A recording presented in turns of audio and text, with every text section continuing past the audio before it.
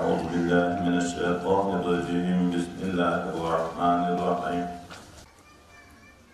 حضرت پیغمبر علیه السلام د حج بیان وکړ. یو صحابي ورجوک شو، هر کال یې فرض ده. نبی علیه السلام غلی شو. بیا یې ورته ویل هر کال یې فرض ده. نبی علیه السلام ورته ویل که ما ویلي وای چې او، نو بیا به هر کال یې فرض وو. بیا به مو نه شوی کړی. پرېږدې چې ما نه یې درته ویلې، تاسې ځان ولې پوښتنې کوئ؟ ولې چې د رسول الله نه پوښتنې کېږي، الله به وحی به نازلوي که نه؟ نو کله به وحی د دغې نازله شي چې و هر کال یې فرض ده. لکه د بني اسرائیلو غوا، دا تشدید د څه وجې نه راغی؟ خو دوی پوښتنې ډېره کړې، تشدید په راغی. عادت الله په دې جاري ده، که دوی پوښتنې نه کړی تشدید نه و. نو کله پوښتنې باعث د تشدید شي، داسې پوښتنې مه کوئ چې بیا درته ووایي چې او بیا په خفه یې چې اوس دا یې چا په وسپره ده، هر کال یې د دغه نه کې نه موږ په خلک وینو ښه مالدار او ماړه وي، په شپېته کاله کې یې وارې حج ته نه ځي، هر کال یې به څوک لاړ شي.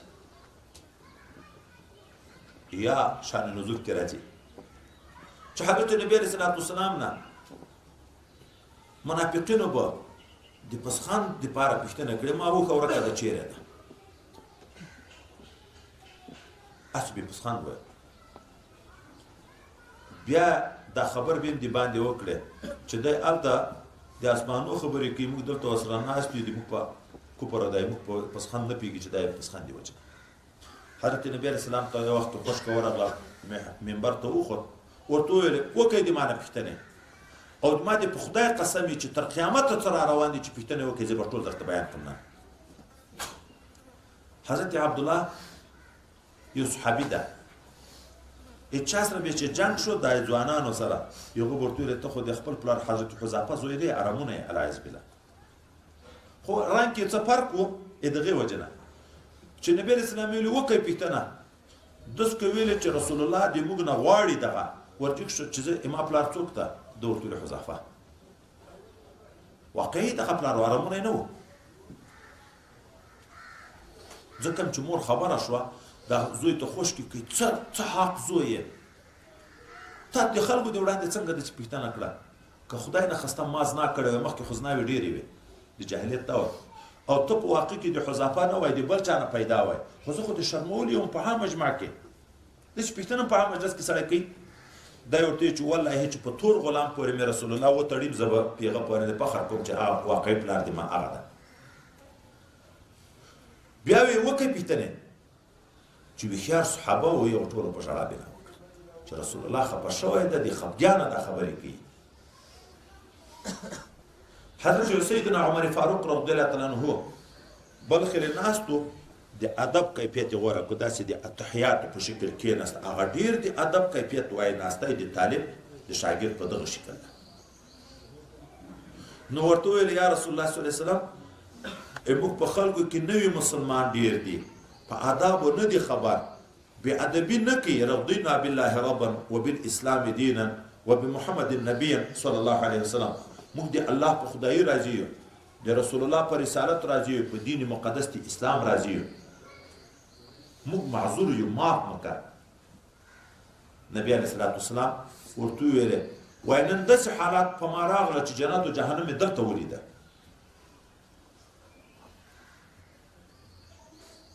نو الله آیتونه نازل کړه چې ګورئ داسې بې ځایه پوښتنې مه کوئ، سبب چې ما پلار څوک دی، به ارامونه درته وایي چې د پلانکی ده، بیا به ټول عمر پېغور درته جوړ وي که نه؟ چا به دا پوښتنه کوي ما پلار چېرې ده، په جنت کې ده که په دوزخ کې؟ چې درته وایي چې په دوزخ کې ده، بیا به خفه یې که نه؟ لا تسألوا عن اشیاء، پوښتنې مه کوئ د داسې شیانو نه، ان تبد لکم، که تاسو ته ښکاره شي تسؤکم، بیا تاسې خفه کوي. وان تسألوا عنها، او که تاسو پوښتنه کوئ د دغو شیانو نه، حین ینزل القرآن، په وخت کې چې قرآن عظیم شان نازلېږي، تبد لکم، در ښکاره به شي. عفا الله عنها، الله معافي کړې ده تاسو ته د داسې پوښتنو نه، ځکه خو صحابه په خطا به غریبانانو کول. والله غفور حلیم، خدای په غفور او حلیم ذات.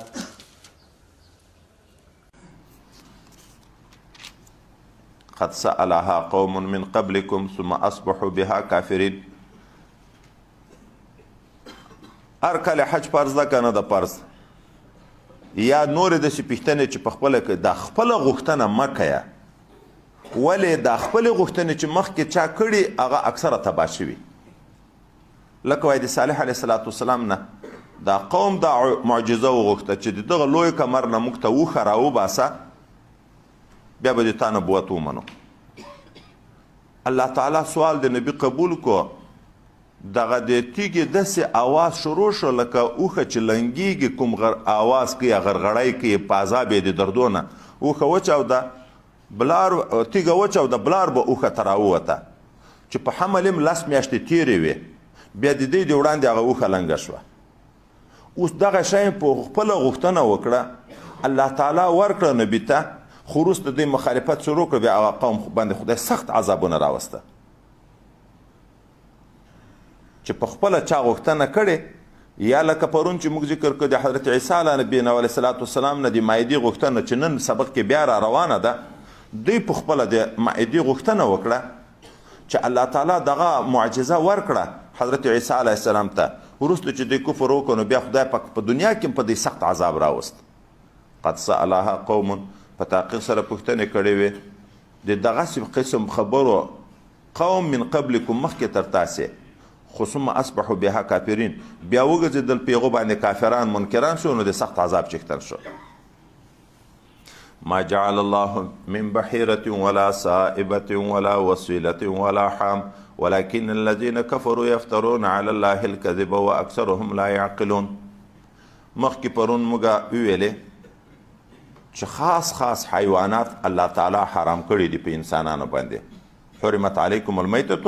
هغه آیت مبارکه کې د مشرکینو یو عادت و، یوه اوښه چې 15 وارې به لنګه شوه، د هغې نه بعد به که نر جونګی وزېږوه هغه به دوی حلالوه، ښځو او نرو ګډ به خوړ، او که ښځو جونګی به یې وزېږوله بیا به یې دغه اوښه غوږ به یې ورڅیرې کړو، د بوت په نامه به یې ذاتي خوشې کړه. دغه ته یې بحیره ویلې. نه به چا سپرتیا پکوله، نه به بارونه پوړه، نه به چا د فصلو نه منې کوله چې دا د بوتو اوښه ده چې په کوم فصل کې به ګرځېده. صائبه د چا څوک به مریض شو قریبان، یا به څوک لاړه په اوږده سفر باندې،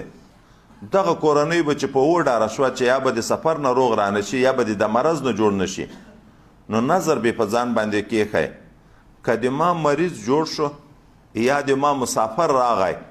دا الفاظ به ویلې، بیا دغه اوښه د پلانکي بوت په نامه آزاده ده. صاحب خوشې کولو ته ویل کېږي، بیا به یې خوشې کړه، ذاتي به یې هېچا کار نه درلود، دغه د بوتانو مجاورین چې وو اشودې مودې به بیا یې وخوړې. صائبه وسیله اوښه به چې لنګه شوه، یو بچی به پیدا شو، بیا به چې 2 وارې لنګه شو، دوم بچی که اوله بم جونګی وه، دومه بم جونګی وه، په منځ کې به نارینه ذکر نر جونګی نشو پیدا، نو یو اوښه د بلې اوښې سره وصل کړه،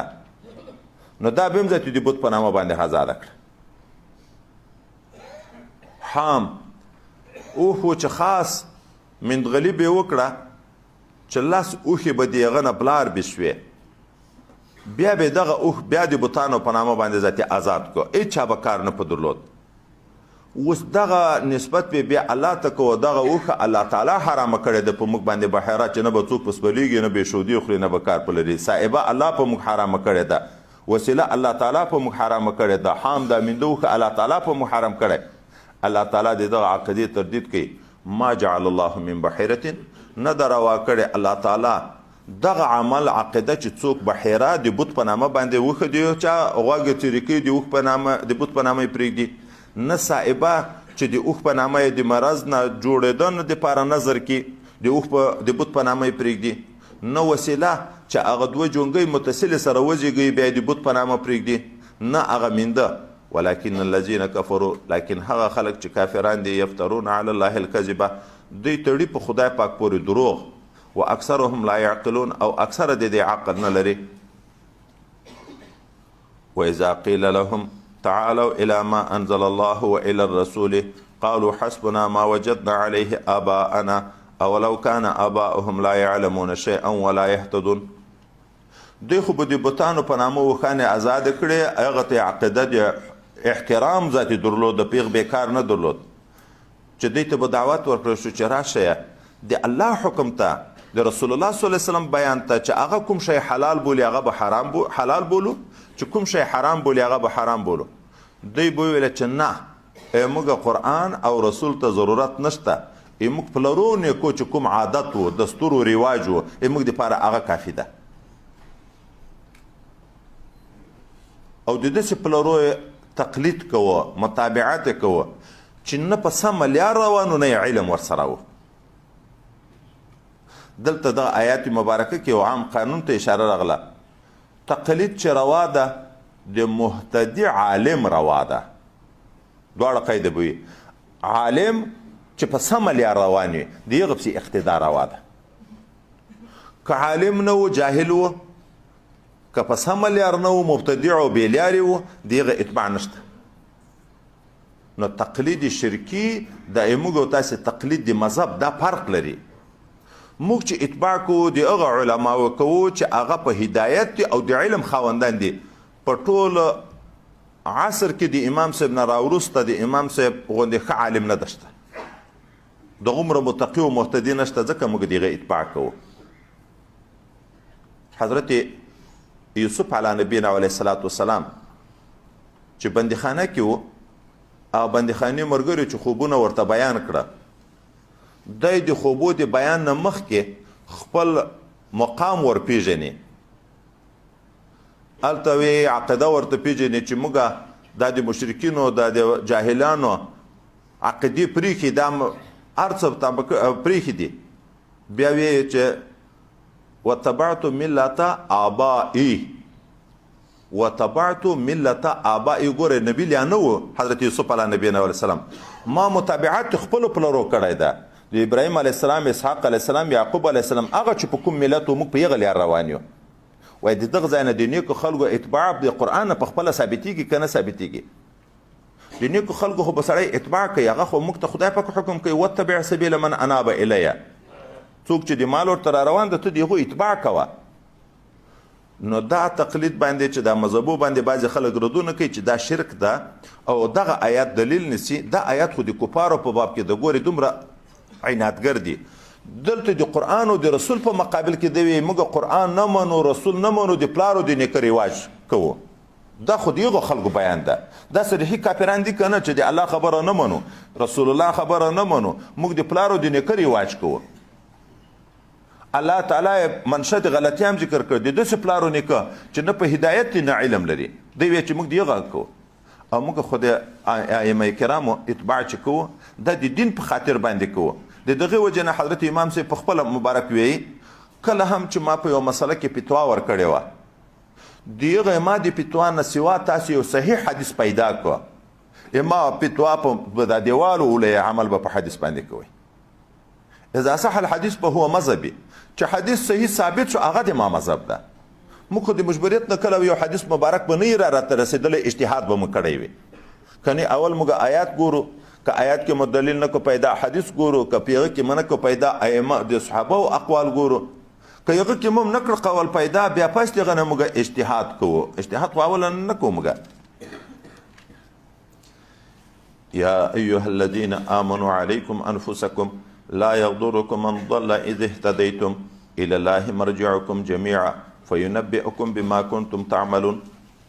دا چې یهودو ته مسلمانانو ډیر دعوتونه ورکړه،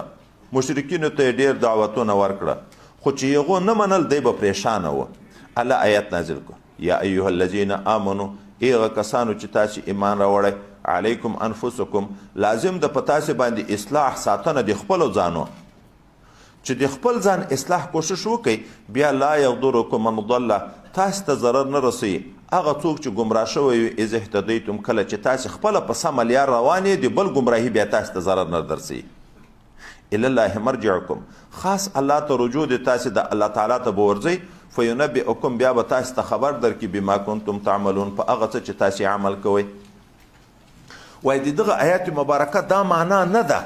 چې وعظ پرېږده امر بالمعروف و نهی عن المنکر پرېږده په چا څه کار لري د خپل ځان اصلاح کوه ځکه د بل څه کار لري وایي دغه دا معنا نه ده ولې خو آیات کې خو آخر کې اذ اهتدیتم راغلی چې خپله په هدایت وي بیا د بل ګمراهي تا ته ضرر نشي رسولی او چې ته امر بالمعروف و نهی عن المنکر نه کوې بیا خو ته نشوي په هدایت بیا خو ته په خپله نشوي په هدایت اصل کې دغه ذمهواري صرف په یو وخت کې دا د امر بالمعروف و نهی عن المنکر ذمهواري چې د سړي د غاړې نه ساقطېږي چې بیا خدای پاک نه په نیسي دا صرف یو وخت کې ده هغه دوم طرف ترمذي شریف حدیث مبارک ده نبی کریم صلی الله علیه وسلم چې کله په خلکو کې بخل ډیر شو د خدای حقوق نه ادا کول او د خپل خواهشاتو اتباع ډیره شوه اتباع الهوا چې نفس څه ورته ویي هغه کارونه یې کړه دا ډیر شوه او بیا دا پسې ذکر کې اعجاب کل امرئ برأیه هر اعجاب د هر ذی رأیه هر سړی په خپل رای او په خپل فکر باندې اعتماد جوړ شو د بل خبره یې نه منله ځان ورته لوی ویښیار لیدی کېدو په داسې وخت کې دغه آخري ځای اصلي مهم ده ځکه که یو چا کې بخل ویم چې نصیحت ورته وکړي که زکات او صدقو ته نشي تیار خو هغه نور نصیحت اثر په وکړي لمانځه ته خو تیار شي روژې ته خو تیار شي یو سړی چې د نفسي خواهشاتو اتباع کوي خو په بله مسله کې یو حق ته تابع کیږي خو دا چې اعجاب کل ذی رأی برأیه شي یو وارې ځان ورته روشن فکر او پروفیسر او ویښیار ولدی شو او ملا او عالم ورته ساده ولدی شو بیا دغه هیچا خبرې ته غوږ نه نیسي نو داسې خلکو ته بیا ذمهواري د تا نشته کنې نور عامه وختو کې چې چیرې هم ګناوې کیږي نو نبي علیه السلام حدیث مبارک ده چې په یو قوم کې ګناه شروع شي او هغه د قوم خلک د هغه ګناه مخنیوی کړی شي په دغه قادر وي مخنیوی ونه کړي نو بیا که عذاب د خدای په راتلو په دنیا کې عام به راځي په ټولو به راځي الی الله مرجعکم فینبئکم الله ته خاص ورتګ د تاسې ده بیا به خبر درکړي تاسې ته بما کنتم تعملون په هغه څه چې تاسې عمل کوئ عمل کوئ په دنیا کې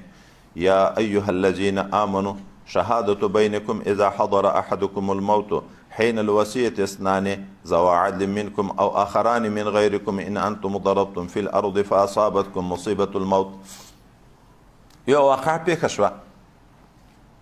تمیم داری او عادي په نامه باندې دوه د نصرانیت د دین خلکو په مدینه منوره کې دا تله شام ته د تجارت لپاره حضرت بودیل چې د یو چا آزاد کرده شده غلام و دا بیا مسلمان و دا هم د دې سره په دغه سفر کې ملګری شو چې په سفر لاړه هلته دغه حضرت بودیل رضی الله تعالی عنه مریض شو او بیا مړ شو نو دغه حضرت بودیل د مرض په وخت کې دا کار وکړه د خپل شیان یې ټول په یو کاغذ ولیکل بیا هغه سامان چې په کومه ګونۍ کې مثلا پروت و د هغه ګونۍ بیخ ته یې د خپل کاغذ واچو دغه دوه ملګرو ته وصیت وکړو چې که زه مړ شم دا د ما سامان به مدینه منوره کې پلانکي و پلانکي ته ورسوئ هغه سامان کې یو جام و د سپینو زرو په سرو زرو باندې منقش و ډیر قیمتي جام و او ده په دغه حیثیت اخیستی و چې تحفه یې کې دغه ملک پاچا ته بیا به هغه ډیر انعامات ته ورکړي دا خلک چې راغله مړی حضرت بودیل خو مړ ده هلته دا خو نشته نو دا سامان یې راوړ د بودیل قریبانو ته یې وسپاره دا یې څه شو مریض شو مرض په وخت کې علاج یې وکومږه خو وفات شو او موږ ته یې دا وصیت وکړو دی چې لاړ چې سامان یې خلاص کړو سامان یې راویست په آخر کې کاغذ پیدا شو په کاغذ کې اجناس لیکلي دي دومره دا شی دي دومره دا شی دي دومره دا شی دي یو دغه جام هغه د جام ټول کیفیت ذکر کړی ده نو دی راغله دغه دوه نصرانیانو ته وویلې چې موږ دغه قریب چې هلته مریض شو په مرض کې ډیر وخت ووت که کم وای کم وخت ووت د ځان علاج کې څه خرچه مرچې وکړې ځان علاج یې وکړه نه دومره نه راغله د څه شی مې خرڅ کړه نه وایي ښه نو چې نه یې خرڅ کړي نه علاج کړی او شیان یې تاسې ته سپارلي په دغو کې خو په کاغذ کې یو جام یې لیکلی د هغه جام خو نشته دی انکار وکړو چې موږ ته یې بس دغه شی لیکلي و بل شی نه و دغه شی چې دا موږ تاسو ته راوړه دغه شی موجود و. هغه د بدیل رضی الله عنه قریبان ورغله نبی کریم صلی الله علیه وسلم ته شکایت یې وکړو. نبی علیه السلام دی راوغوښته چونکې بل څوک مدعي په دی باندې چې شاهد شي د مدعي په وخت کې هغه نه و موجود، خو دغه قریبان مدعیان شو، دی منکر شو. دغه دعوه په وکړه چې د موږ د قریب یو جام پټ کړی ده، دی انکار وکړو. نو خو قانون دا ده چې مدعي چې شهیدان نه لري مدعي علیه ته به قسم ورکول کېږي. نو دغه دوه کسانو ته حضرت پیغمبر علیه الصلاة والسلام قسم ورکړ. قسم وشو او جام خپل کړو. څه وخت بعد دا جام پیدا شو. چې جام پیدا شو لکه بعض تفاصیل لیکي چې په مکه معظمه کې هغه جام پیدا کو، هغه قریبانو دم د کومه نه کو، دا خو په موږ باندې عادي و، تمیم خرڅ کړی و. نو راغله پیغمبر علیه السلام ته عریضه وکړه چې جام خو پیدا شو، دی خرڅ کړی ده. چې دی راوغوښته، دی ویل هغه خو موږ ته راخیستی و، په روپیو هم ته راخیستی و د ده نه. وایي نو مخکې م ولې نه ویلې؟ وایي موږ ویله چې چونکې شاهدان هلته د موږ نه وو، که موږ دغه خبر وکړو تاسې بیا راسره ونه منئ. اوس د دوی دروغ ثابت شوه. چې ثابت شو دغه جانب چې دا څوک اوس دعوه لري چې د موږ جام پټ کړی، نو دغه دوه ته الله آیات نازل کو، بیا دغه قریبانو دوه نفرو ته قسم ورکړو چې دوی دا قسم ویل چې د موږ شاهدي په حق ده، دغه سړی غل ده، د موږ دغه دوه نفرو د موږ غلا کړی. د هغو قسم بیرته لغوه شو، نو تاوان یې تر واخیست. الله دغه آیات نازل کو چې چیرې څوک مریض کیږي او وصیت کوي، نو دوه شاهدان باید وي مسلمانان. یا که مسلمان نه پیدا کېده اهل کتاب، لکه اوس دا دوه خو د اهل کتابو خلک وو. څه وخت چې تاسې سفر کوو په پردي وطن کې ویه، څوک وی چې دغه ځای نه خو بیا د کافر شاهدي ثابتېږي چې دوه نفره نور غیر مسلم شاهدان قایم کړي، هلته خو خدای پکې لن یجعل الله للکافرین علی المؤمنین سبیلا، د کافر شاهدي نه ده منظوره. او دا چې هلته یهودیان یا نصرانیان شهیدان کي د وصیت په وخت کې، بیا چې وروسته شاهدي ورکوي، خو شاهدي خو د چا راغله؟ د کفارو راغله. نو څوک وی چې دا حکم بیرته وروسته منسوخ شو، څوک وی نه منسوخ نه ده، خو شرط دلته که په داسې وطن کې وای چې هلته مسلمان نه پیدا کېدو، لکه دغه د وصیت د زرکدن په وخت کې، خاص په دغه وخت کې د اهل کتابو شاهدین بیا منظوره ده. هلته به اول دوه شاهدان قایموي، که خپلو خلکو مسلمان کنی من غیرکم نور. خو چې هغه وصي بیا تاسې ته کوم بیان کوو چې هغه مړي دا ماته ویلي، که تاسې په دی باندې شک راغی، شبهه مه راغله، نو شاهدان به راشي، شاهدي به ورکړي. که شاهدان نه وو نو بیا به دی ته قسم ورکړي. نو که شک و شبهه نه وه د وصي په باب کې، بیا قسم ته ضرورت نشته چې قسم به ورکوي. ان ارتبتم خبره ده. اوس تاسې شک و د قسم وکړو، نو خلاص شو. وروسته بیرته یې د دروغ ثابت شو، لکه دلته چې جام ثابت شو، بیا به نو د دغه مړي قریبان دوه نفره شاهدي ورکړي، قسم به ورکړي، هغه د هغو قسم به بیرته لغوه شي. الله تعالی دا قانون ذکر کړ چې آینده دپاره څوک بیا په وصیت کې دروغ ونه وي. ولې؟ خدای به یقین وي چې که زه دروغ ویم سبا ته مې دروغ ثابت شي، که قسم هم وکړم دا قسم مې بیرته لغوه کېږي. په عامو دعوو کې خو په قسم باندې فیصلې کېږي، او دلته د موږ قسم بیرته بیا رد کېږي. یا ایها الذین آمنو، هغه کسانو چې تاسې ایمان راوړی ده،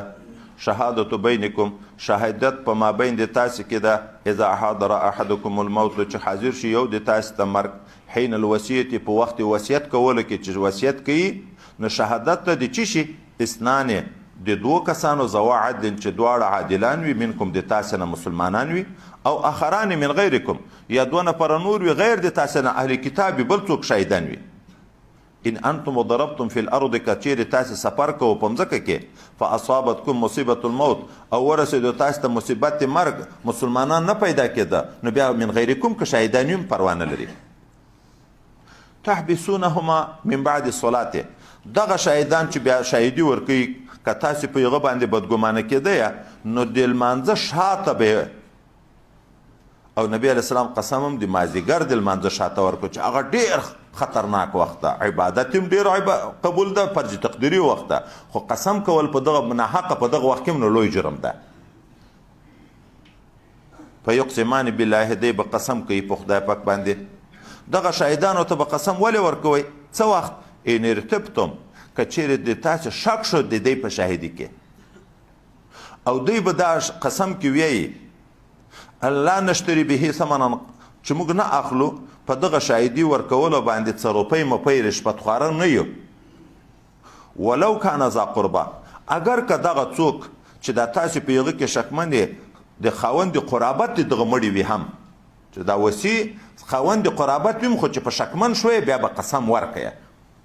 ولا نکتم شهادت الله او دوی به وایي موږ نه پټو شاهدي د الله تعالی ان موږ اذن په دغه وخت کې که شاهدي مو پټه کړله من الآثمین له جملې د ګناهګارو نه به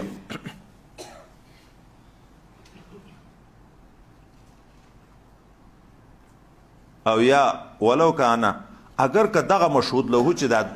شاهد دا څوک چې چاته چې شاهدي ورکوي دا مشهود له اگر که د اقاربو د جملې نه وي هم فإن عثر على انهم استحق اسما که بیا اطلاع حاصله شوه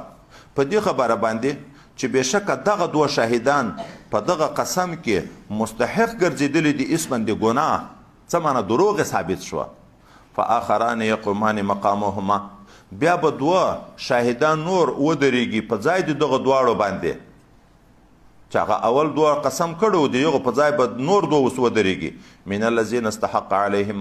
د هغه کسانو نه چې ثابت شوي وي په هغو باندې دا وصیت یا شاهدي چا په چا باندې ثابت و شاهدي د هغه کسانو د جملې نه اولیان چې قریبان به وي مړي ته فیقسمان بالله دا به قسم وکړي په خدای باندې لشهادتنا او یای بچ شاهدی دی موږ احق د من شهادتهما د شهادی د اول دوونه وما اعتدینا او موږ د حد نه تجاوز نه د کړی ان موږ اذن په دغه وخت کې په دروغ شاهدی ورکو الا من الظالمین له جمله د ظالمانو نه وي دا تیر حکم چې وشو چې رد قسم د بیرته په قسم باندې دا دغه د پاره چې آینده کې بیا څوک په شاهدی کې دروغ ونه وي ذلك ادنى دغه تیر حکم ډیر نږدې د دې ته ان لا یاتو بشهادت علی وجهها ان یاتو چې دوی براته کوي دا شاهدان په شهادت سره علی وجهها په خپل طریقه باندې دروغ ونه کوي او یا نږدې د دې ته او یخافو یا به وډر شي ان ترد ایمان بعد ایمانهم چې بیرته برات کړي شي قسمونه پس له قسمو د دینه واتقوا الله دی الله نه ویریږي واسمعوا واوري والله لا يهدي القوم الفاسقين بشک الله تعالی چې د فتاقی سره الله تعالی چې د هدایت نه کوي قوم د فاسقینو ته یوم یجمع الله الرسول فیقول ماذا اجبتم یاد کې هغه ورځ چې جمع به کې الله تعالی رسولان بیا به الله تعالی دغه رسولانو ته وي ماذا اجبتم تاسو چې خلق د خدای دین ته وبلل خلکو څه جواب درکړو څنګه جواب درکړی شوی و تاسو ته قالو دا انبیا رسولان به وی لا علم لنا نشته موږ دپاره هیڅ علم انک انت علام الغیب بشک ته چې علام ډېر ښه عالم یې لوی عالم یې الغیوب په پټو امور باندې خدای پاک انبیا را لېږلي دي دنیا کې د خلکو د دعوت دپاره هر نبي خپله ذمه پوره کړې ده الله تعالی ته شک و شبهه په دغه خبر کې نشته خو دا هر څه ثابت دي خو کفار خو به په قیامت کې انکار کوي نو د الزام د حجت لپاره اول به خدای پاک د رسولانو نه په قیامت کې پوښتنه وکړي ما تاسې لیږلی وی تاسې څه وکړه دا قوم ته چې تاسې بیان کوه قوم څه در سره وکړه په اول وحلت کې وای دومره هیبت رب راشي چې انبیام ورخطا شي هر څه ترویر شي چې لا علم لنا وای دا هغه د ډېر هیبت وخت وی ای الله موږ ته علم نشته ته په هر پټ شي باندې خبر یې بیا وروسته خدای پاک د دې هیبت لري کی چې هیبت او ډار لري شو هغه د دنیا امور او سلسله ټوله ور په یاد شي نو بیا دا دعوه وکړي چې خدای پاک کوم دین د پاره چې تا موږ ته حکم لا سپارلی و هغه ذمهواري موږ پوره کړې ده چې دوی وی چې موږ ذمهواري پوره کړې ده خلکو ته مې بیانونه کړي نو خلک دا کافران راوغوښتی شي چې ښه نو تاسې ولې چې دغه نبي درته ویلې تاسې ولې عمل نه کوه ایمان مو ولې نه راوړ هغه بیا منکر شي موږ ته نبي نه ده راغلی موږ ته نبي بیان نه ده کړی خدای پاک دغه انبیا علیهم السلام مخکنیو ته وویي چې ښه تاسو وایئ چې موږ دوی ته دعوت ورکړی دوی منکر دي چې نه دی راکړی تاسو مدعیان شوئ دوی منکرین دي تاسو ته شاهدان څوک دي چې تاسو دغه خپل بیانونه کړي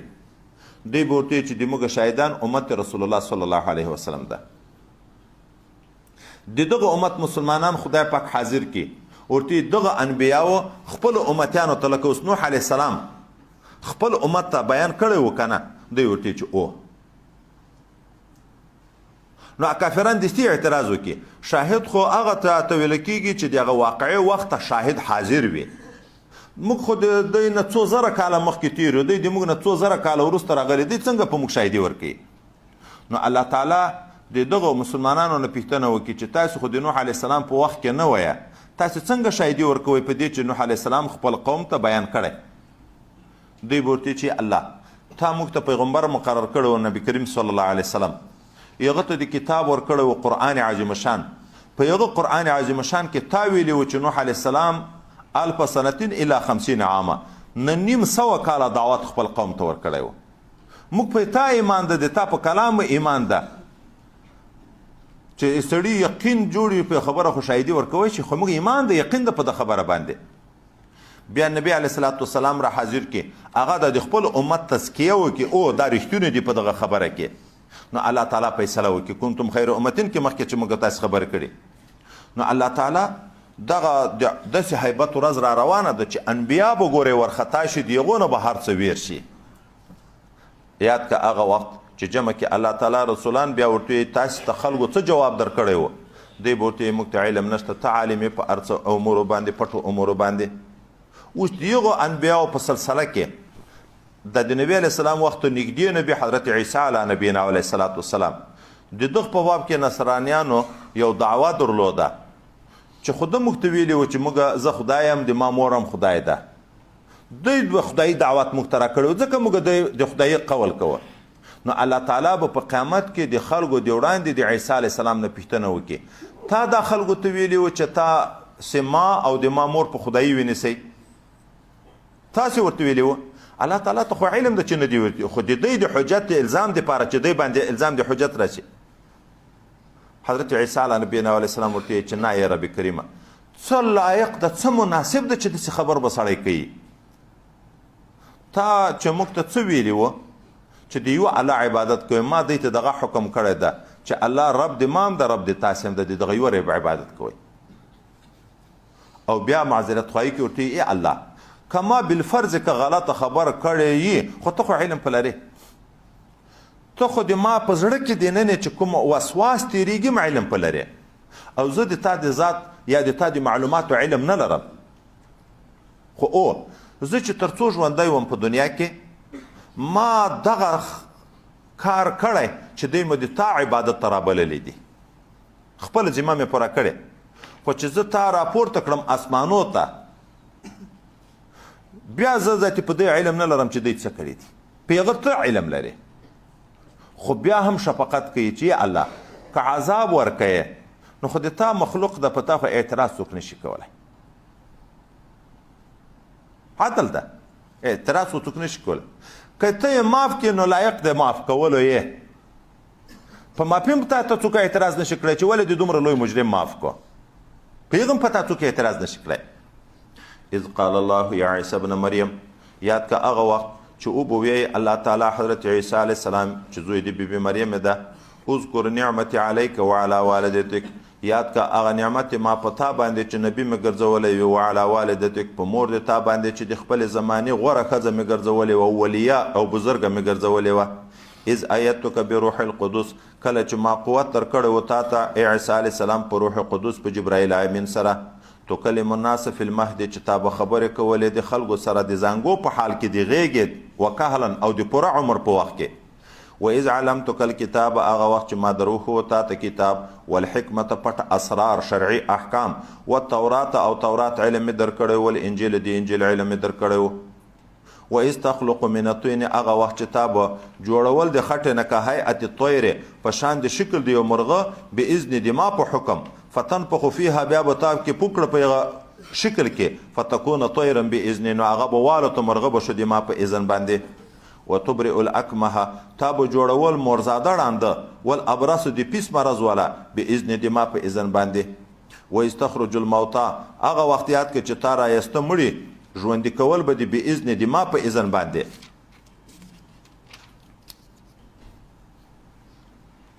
وإذ كففت بني اسرائيل عنك کله مې چې بند کړه شر د بني اسرائیلو د تانه چې د تا د قتل اراده یې کړه اذ جئتهم بالبينات کله چې تا راته کړه دوی ته په ښکاره دلایلو باندې فقال الذين كفروا منهم او ویلې هغه خلکو چې کافران و دغه اهل کتابونه ان هذا الا سحر مبين نه دغه ښکاره معجزې مګرم جادو ښکاره ده وإذ اوحيت الى الحواريين او کله چې ما زړو ته ورواچول هغه حواریینو مخلصینو ته ان امنو بي چې ایمان راوړي په ما و به رسولي او په رسول د ما باندې قالو یغه حواریینو خادمانو د عیسی علی السلام ویلې آمنا موږ ایمان راوړی ده وشهد شاهد اوسه باننا مسلمون چې موږ مسلمانان یو اذ قال الحواریون کله چې ویلې حواریینو یا عیسی ابن مریم ای حضرت عیسی علی السلام چې زوی د بیبي مریم هل یستطيع ربک ان ينزل علينا مائده من السماء دلته یو قرات و داسې راغلی هل تستطيع ربک آیا ته طاقت لري ان تسأل ربک چې ته سوال وکړي د خپل رب نه ته دا طاقت لري چې خدای ته سوال وکړي چې په موږ مایده نازله کړي او الله دې تا سوال قبول کړي دومره عین مخور یې الله ته محبوب یې چې الله ته دا سوال وکړي او الله ته سوال دومره نسخه چې ربک مرفوع ده دا دلته ظاهري قرائت متواتره چې ده هل یستطيع دلته به بیا دا سین زائد د مجرد په معنا کې هل یطيع ربک آیا اجابت کوي رب د تا د دعا قبلي رب د تا د دعا ان ينزل علينا مائده چې نازل کی په موږ باندې یو سترخان من السماء له طرفه د اسمان نه چې تیار د خوراک شیب کې موجود وي قال حضرت عیسی علیه السلام ورته اتقوا الله د الله نه وډار شي ان کنتم مؤمنین کای مؤمنین د الله په قدرت کې شک مکوي د ما په نبوت کې شک مکوي قالو دی ورته ویلې شک نه کوو دا غوښتنه چې کوو چې لکه ابراهیم علیه السلام چې مړی په سترګو وینم چې ته څنګه ژوندي کوي چې اطمینان راشي موږ اراده دا ده چې یو خو د دغه نعمت نه خوراک وکړو بل مزرونه مطمئن شي علم بالمشاهده موجود شي او بل ایمان کې زیادت راشي یقین کې مزیادت راشي علم نه علم استدلالی نه ده مراد چې علم یقین ده علم عین الیقین راشي چې په سترګو ووینو چې تا موږ ته رښتیا ویلي دي دا خبره به موږ ته ثابته شي او په دا واقعه به موږ د جملې د شاهدانو د جملې نه شو قالو نريدو دوی ورته ویل حوارینو موږ اراده لرو په دغه سوال باندې ان ناکل منها چې موږ اخرو د دغه سترخانه نه چې د الله د رب نه د اسمان د لوري نه راشي بل وتطمئن قلوبنا او د موږ زړونه په خوراک د هغه سره مطمئن وګرځي ونعلم او موږ پوه شو په ظاهري علم په سترګو لیدلو حال باندې ان قد صدقتنا دا خبره چې تا موږ ته رښتیا ویل دي چې ته د الله رسول یې او دغه معجزه خدای پاک تا ته درکړه ونكون عليها من الشاهدين موږ شو په دغه سترخانه باندې له جملې د شاهدانو نه کتون کې نه علم غیب او علم مشاهده باندې بدل شي قال عيسى ابن مريم ویل حضرت عیسی علیه السلام چې زوی دی بیبي مریم ده اللهم ربنا ای الله چې ته رب دې موږ خلک غوښتنه کوي سوال کوي نه ای الله چې ته دې موږ رب انزل علينا مائده من السماء ترى نازله کې په موږ باندې یو سترخان ډک مائده هغه سترخان ته ویل کېږي چې د طعام نه ډک وي ډک سترخان من السماء الى طرف د اسمان نه تكون لنا عيدا لاولنا واخرنا چې دغه د سترخان د نزول ورځ د موږ د اختر ورځ شي د اولن او مړمبنې د موږ چې د اوسنی کوم موجود دي او اخرنه چې د موږ نسل ورسته را روان ده د موږ د پاره د اختر ورځ شي وآیه منک او د تا د طرف نه یو دلیل شي د ما په نبوت باندې ورزقنا او موږ ته رزق راکې وانت خیر الرازقین ته خیر د رزق ورکوونکې مخکې موږ ویلې لا تسألوا عن اشیاء چې په خپله خوله غوښتنه کې کله بیا عاقبت ډېر خراب وي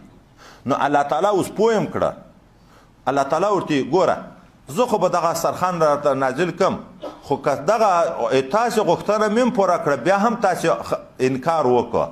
بیا به نو عذاب هم داسې عذاب درکړم چې دغسې عذاب ما چاته نه ورکړی حضرت نبی کریم صلی الله علیه وسلم نه مشرکینو د مکې معظمې غوښتنه وکړه چې موږ به د تا نبوت هلته ومنو چې یا د صفا غر راته سره زر کړي مسکینانو مسکنت به ختم شي یا دلته په مکه معظمه کې جاري اوبه راته پیدا کړي بیا به د تا نبوت موږ ومنو. حضرت نبی علیه السلام چې الله تعالی ته التماس کوي رب کریم وی زه چې کومې معجزې در کوم که په دغه اکتفا وي نو د دې هلاکت یقیني نه ده د ما اراده ده که مې چاته توفیق ورکو ایمان به راوړي او که نه یې ژوند به کوي خو که ده یې غواړي هغه معجزه زه درکم ایمان رانه وړي بیا به ټول نسل ختموم. نبی علیه السلام چې بس رب کریمه چې تا کومه اراده وي هغه معجزه داسې معجزه نه غواړم چې بیا قوم ټول تباه کېږي. نو قال الله تعالی ورته ویلې قال الله تعالی ویلې انی منزلها علیکم زه دغه سترخوان ډک د خوراک نه نازلون کوم په تاسې باندې خو فمن یکفر بعد منکم که څوک هم کافر شو ناشکري وکړه وروسته د دغه نزول د دغه سترخوان نه فانی اعذبه عذابا لا اعذبه احدا زه به بیا دته عذاب ورکوم داسې عذاب چې دغسې عذاب ما نه یې ورکړی هیڅ چاته من العالمین د مخلوقاتو نه. دا دعا وشوه حضرت عیسی علیه نبینا علیه الصلاة والسلام په لمانځه وای ودرېدو خدای پاک ته زارۍ وکړې چې وخت کې ګوري وریځ ده لاندې هم وریځ ده برسېره هم وریځ ده دا وریځ داسې را روانه ده چې دلته د مځکې سر ته راغله مځکې سر ته راغله سترخوان کېده لکه په پتناسه کې چې سترخوان دغه سترخوان یې کېښی بهترینه خوشبویي تر پورته شوه او د طعام بهترین بوی تر پورته شو. اوس چې دا چی دی قصه یې اوږده کړې ده لنډ به دومره ذکر کو چې کله یې هغه برسېره دسمال په پروت و چې دغه دسمال یې تر لرې کو چې بهترین مایه ده پوخ کړی شوی داسې مایه ده چې دا لیشک یې نه لري دا ستن یې نه لري او د مجیتوب نه غوړ دغسې تر روان دي تیار پوخ سر ته یې مالګه ایښې ده لکۍ طرف ته یې سرکه ایښې ده او یو طرف ته بل طرف ته سبزیات دا سلات نه یي دا ایښې دي خو بدبویه شی نه و پکې پیاز ګندنه داسې شی وای نه و پکې سلات و خو داسې شی نه و پکې ورسره ډوډۍ دي په ډوډۍ په چا باندې زیتون پراته دي په چا باندې شات پراته دي په چا باندې کوچ پراته دي دغه شیان هم دي پکې خو الله تعالی د طرف نه ورته حکم وشو چې دا به تاسو ته راځي تاسو به خورئ خو ذخیره کوئ به نه. څه وخت راتلو وروسته دوی ناشکري شروع کړي دا خو د ماړه او د مسکین پارک نشته پکې دا خو باید خانان وخوري د مسکین په دغ کې څه کار ده دا خو عزتمن خوراک ده چا به سبا ته ذخیره کول. نو حضرت عیسی علیه السلام چې تنګ شو ښېرا یې ورته وکړې د چا نه خنزیران جوړ شو د چا نه بیزوګیان جوړ شو. اوس الله تعالی اول دغه انعامات ذکر کړي حضرت عیسی علیه السلام ته وريادي بیا نو وروسته ورته وی چې تا خلکو ته ویلو چې ما او د مامور په خدای ونیسئ چا مخکې ما قصه وکړه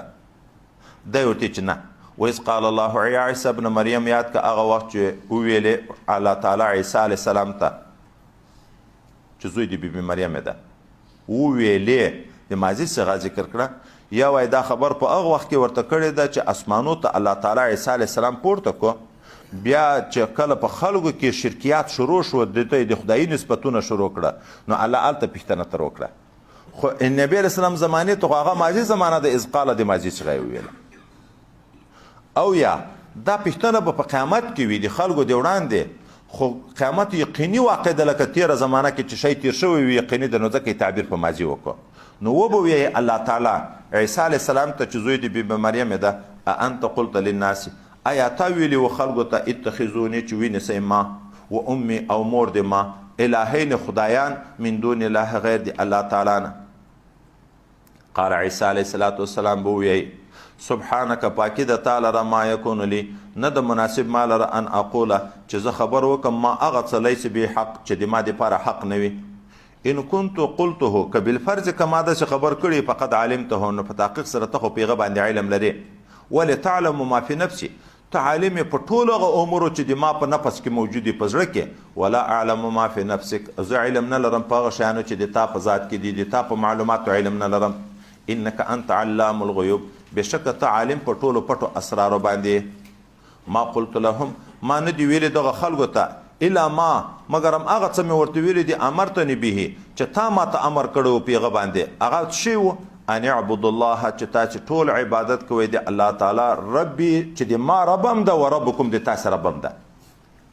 وکنت علیهم شهیدا او زه وم په دې باندې حافظ حاضر څارونکی ما دمت فیهم چې ترڅو هم زه په دې کې موجود وم فلما توفیتنی کله د چې ژوندی راپورته کړم زه اسمان طرف ته كنت انت رقیب علیهم ته محافظ وي په دې باندې وانت على كل شيء شهید ته په هر شي باندې شاهد او حاضر یې خبردار یې ان تعذبهم فانهم عبادك کته عذاب ورکې دی ته الله نو بشک دی ته بندگان دي ته مالک یې په تا باندې څوک اعتراض نشي کړای وان تغفر لهم او کته بخنه وکې دی ته سره لدینا چې دی لایق د عذاب دی خو ته بخنه وکې ان فانك انت العزيز الحكيم ته غالب یې په دغه باندې قادر یې او حکیم د حکمت ولای بیا هم پتا څوک اعتراض نشي کړای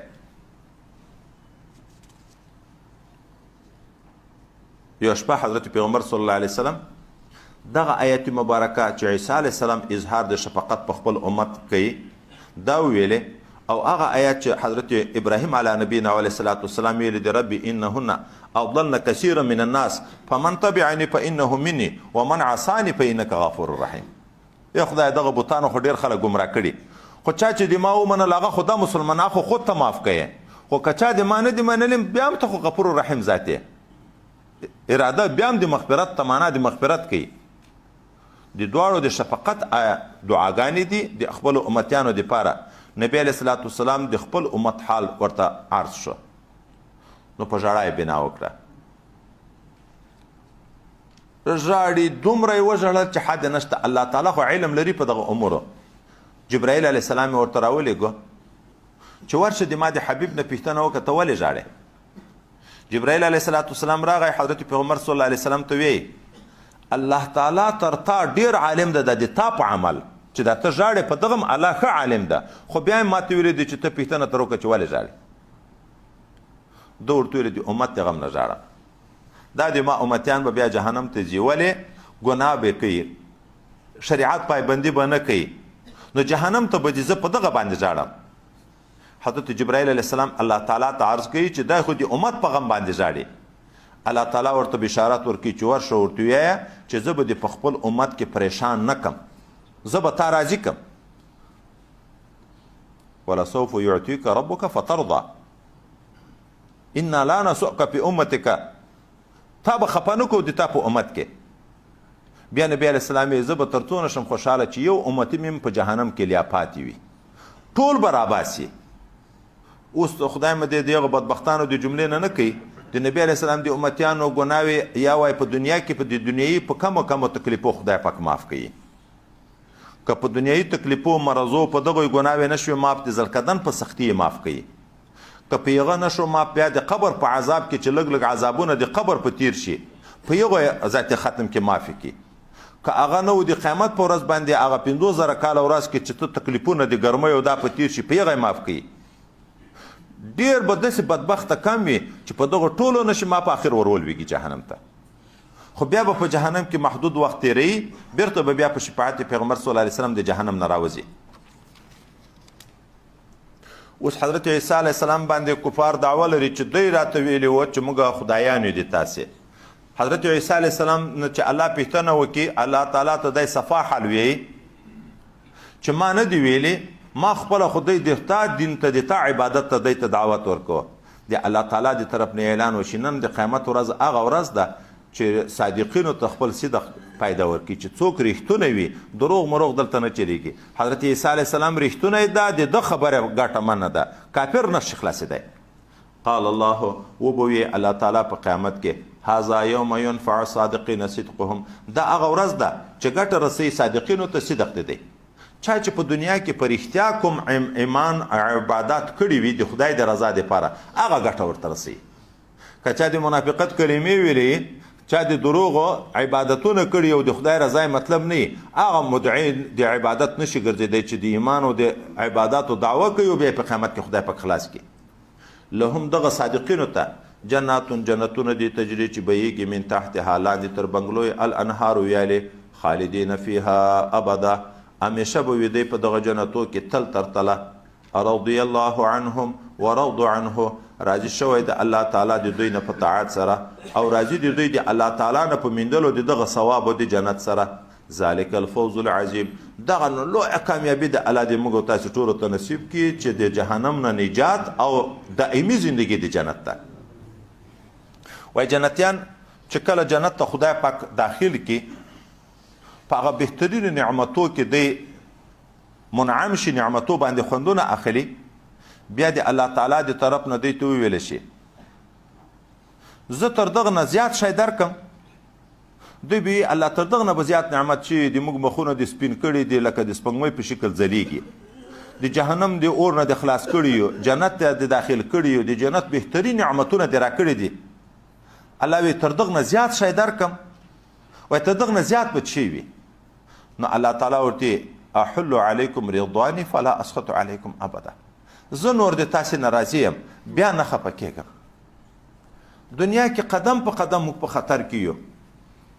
ولې که خدای نه خسته سره له ډېرو تقوا او ډېرو عباداتو ډېرې بندګي د موږ نه وروسته بیرته داسې قول وشي یا داسې عمل وشي چې الله په ناراضه شي، ټول لاړه ختم شو که نه شوه. اعتبار خو اخر خاتمې ته ده. په جنت کې جنتیان به مو دا وام ورسره پیدا کېږي چې داسې نه وي چې اوس په جنت کې بیا د موږ نه الله ناراضه شي دا نعمت رانه واخلي. نو الله تعالی دا زیری په وکړي چې نور زه ذاتي راضي یم بیا نه ناراضه کېږم. ناراضګي په دنیا کې ځکه راځي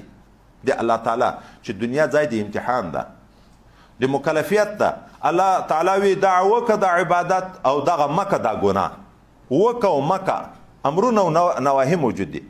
اوس که د الله ټول امرونه سړي په ځای کول د ګناو نه ځان ساتو نو دغه سړی خو کامیاب شو. خو که یا امامر به تر پاتې شو لمونځ پرېښی، یا روژه وخوړه، یا زکات نه کو ور، یا حج نه کو، یا منهی عنه ګناه وکړه، شراب چکل دی، رشوت خوړل دی، سود خوړل دی، دروغ ویل دی، غیبت کول دی، بل څه تر شو بیرته الله تعالی ناراضه شي. جنت زندگی د مکلفیت نه ده، هلته د نعمتو زندگی ده، د راحتو زندگی ده، هلته نور بندگی د الله تعالی د موږ نه نور نه غواړي. ډیوټي ادا شو په دنیا کې، هلته صرف راحت میلمستیا ده د خدای پاک طرف نه او ازادي ده هلته بیا. لله ملک السماوات والارض، خاص الله لره سلطنت او پاچاهي د اسمانو او د مځکې ده، وما فیهن او د هغه شیانو ده چې په دغه اسمانو او مځکه کې دي، وهو علی کل شیء قدیر، دغه الله تعالی په هر شي باندې قادر ده. نو په دې قادر ده چې صادق ته ثواب ورکي، کاذب ته عذاب ورکي. الله تعالی په هر شي قادر ده. د قیامت په ورځ باندې صادقینو ته صدق ګټه ورکوي، نو صادق ته به ثواب ورکي تل تر تله زندگی د جنت، او کاذب ته به عذاب ورکي تل تر تله زندگی د جهنم. بسم الله الرحمن الرحیم. الحمد لله الذي خلق السماوات والارض وجعل الظلمات والنور ثم الذين كفروا بربهم يعدلون. دا سورة انعام مکی سورت ده، نه آیتونه په مدینه منوره کې نازل شوي دي، مجموعه 115 آیات ده. الحمد لله الذي، ټول ثنا او صفت الله لري دي، هغه الله خلق السماوات والارض چې پیدا کړي دي اسمانونه او مځکې، وجعل الظلمات والنور او الله تعالی پیدا کړي دي رڼاګانې، تیارې او رڼا. خو بدبختان ثم الذين كفروا، بیا هغه کسان چې کافران دي بربهم يعدلون، دی د خپل رب سره برابري نور شیان چې هغه خالق ده د خالق سره مخلوق برابري هغو ته هم دی بیا عبادت کوي. دلته تفسیر دی کې چې د خلق د دنیا ابتدا چې الله بیان کړی دم شروع په حمد باندې شوی ده. الحمد لله الذي، حمد هغه خدای لره خلق السماوات والارض چې پیدا کړي دي اسمانونه مځکه. دا پیدا کول د اسمانو د مځکې دا نعمتونه دي د الله تعالی د طرف نه.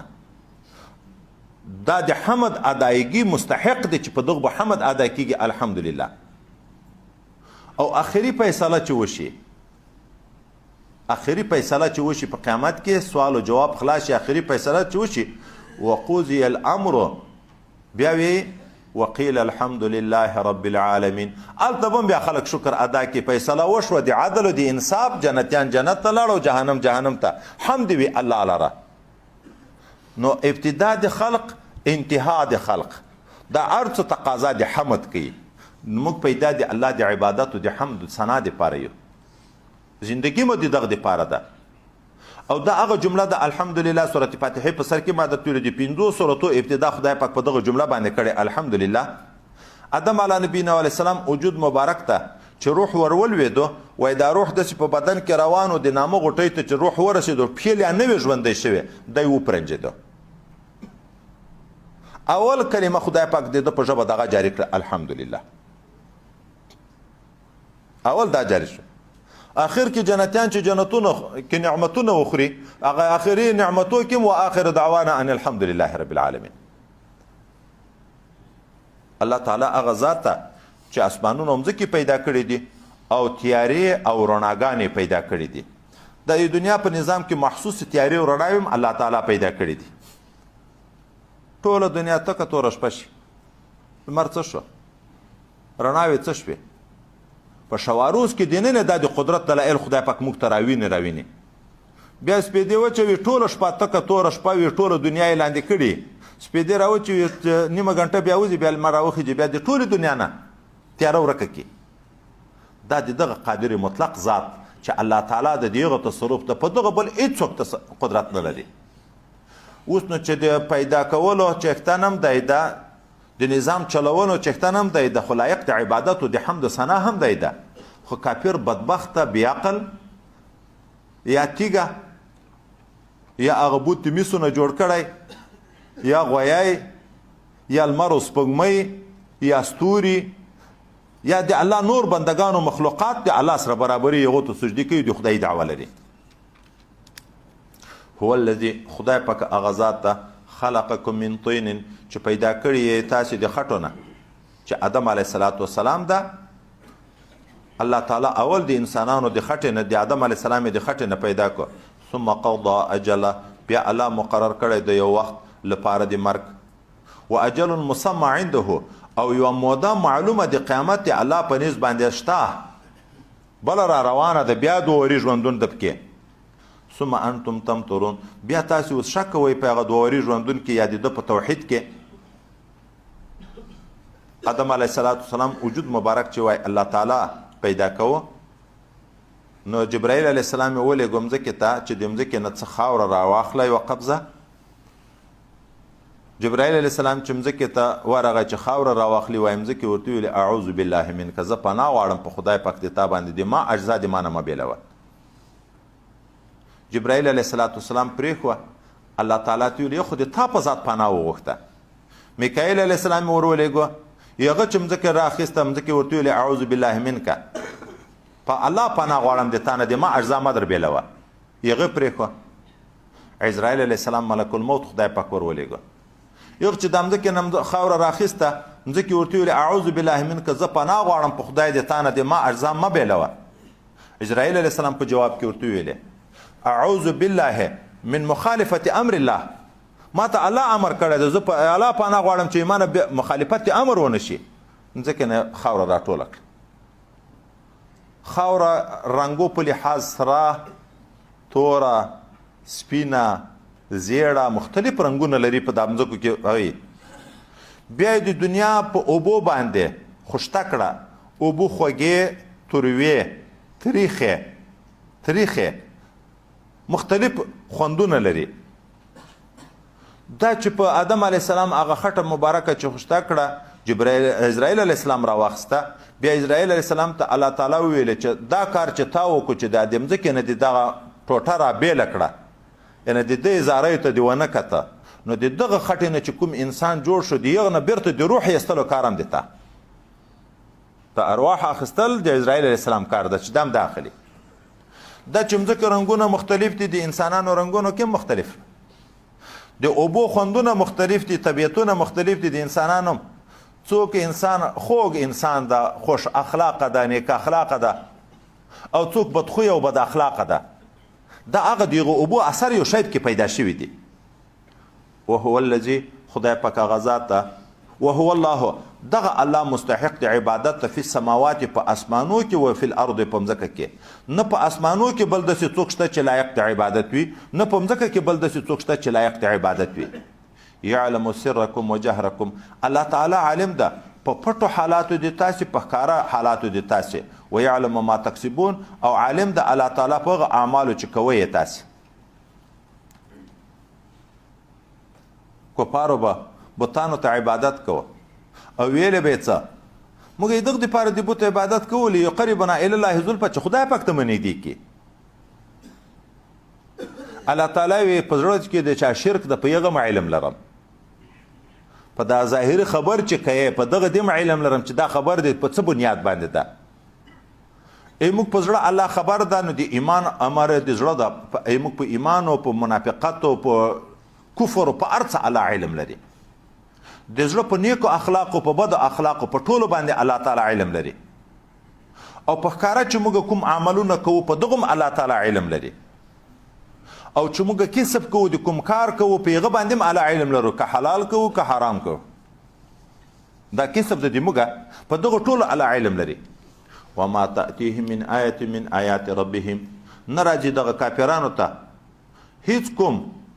تکوینی یا تنزیلی دلیل د آیاتو د خدای پاک نه الا کانوا عنها معرضین مگر هم دی د هغه نه اعراض کوونکي د خدای د قدرت دلایل ویني خو بیرته اعراض کوي.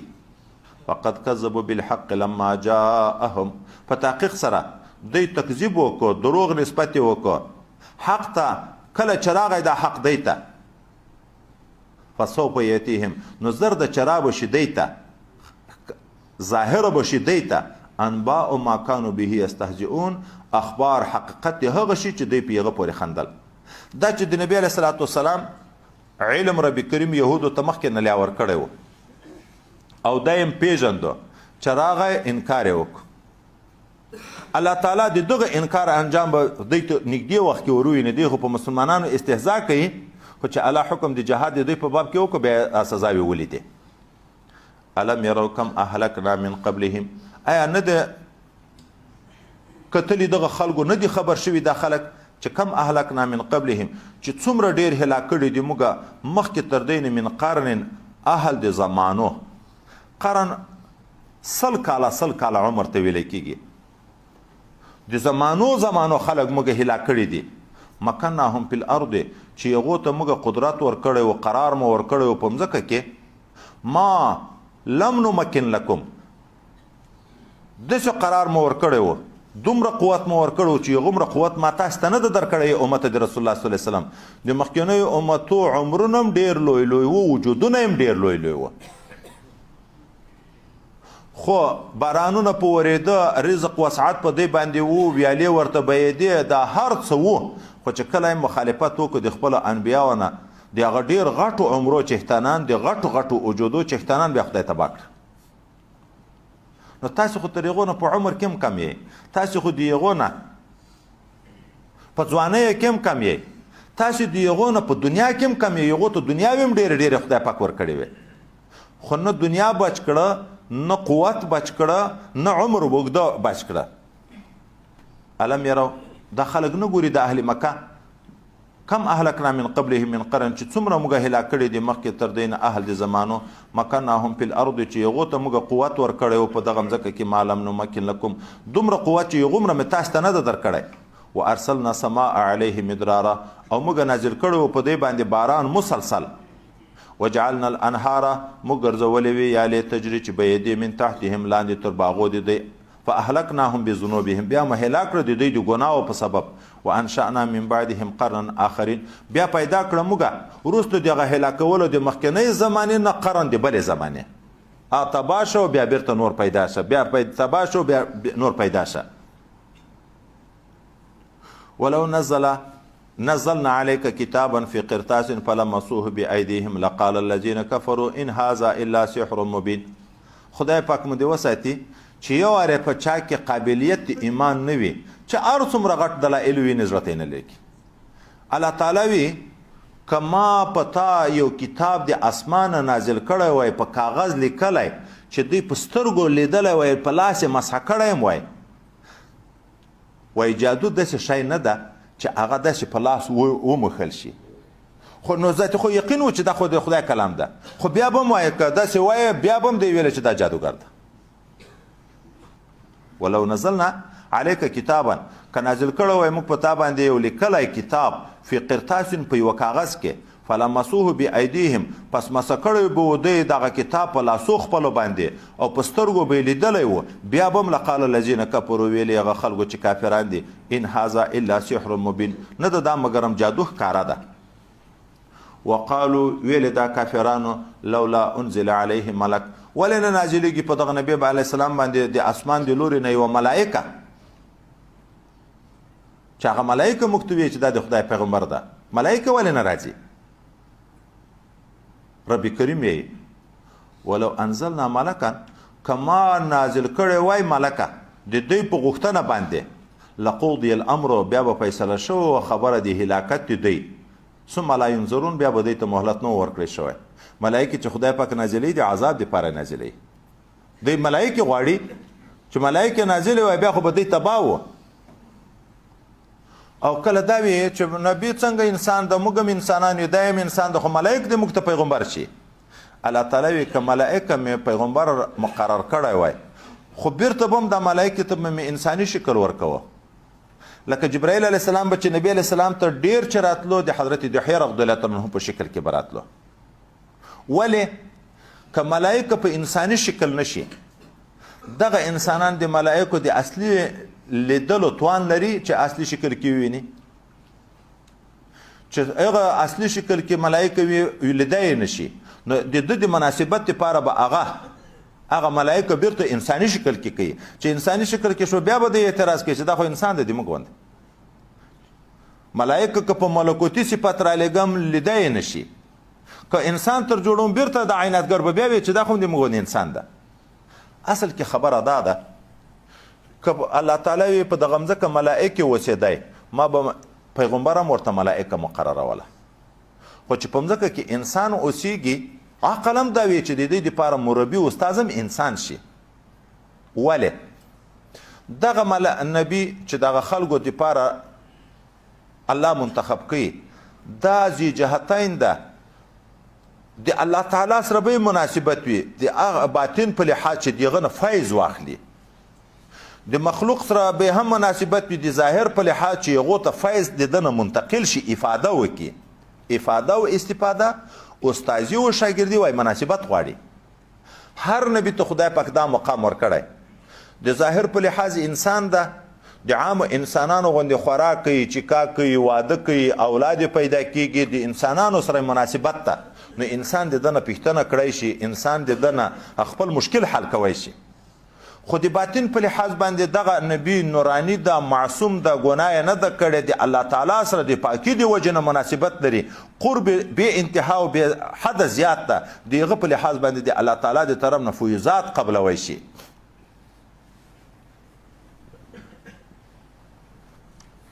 دا د ولی په باب باندې اوږده خبره ده خو لاند دومره ځای ذکر کړم ابیګام ما را په یاد شو خو بیا مې پرېښوه دغه ځای کې به ذکر کړم دا بعضې خلک دا اعتراض کوي چې الله تعالی فیوزات خو د الله تعالی د طرف نه انوارات خو د الله تعالی د طرف نه راځي دنیا ته دا چې چا بیعت نه یې کړی جذب ولې نه ورته پیدا کېږي چې دا بیعت وکړي بیا جذب کېږي